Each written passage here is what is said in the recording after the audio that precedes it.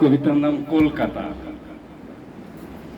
গল্পগুলো রেখে দিই স্মৃতি ঘেরা মেঘলা দিনের জন্য। আজ মেঘলা মেঘলা দিন, একটু পরেই শুরু হবে বৃষ্টি। আমি নিউ গড়িয়ার হোটেল রুমের জানালায় রাখি চোখ, সামনে দিঘির জলের কাঁপন।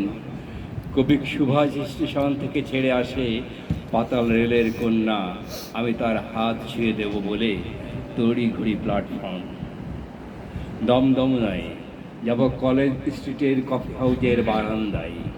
সেইখানে বনগাঁর ইছামতি নদী, মধ্যম গ্রামের ছেলেবেলা, বারাসত থেকে আসা চটপেটে মেয়েটির মুখ, ভিক্টোরিয়া মেমোরিয়াল হলের আড্ডা, চিড়িয়াখানার নির্জন দুপুর, রানাঘাটের তরুণ কবি ডাক দেয়, হাত নেড়ে নেড়ে ডাক দেয়।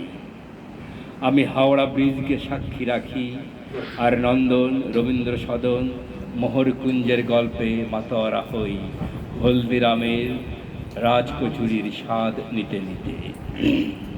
তারপর হেলে দুলে আসে বৃষ্টি।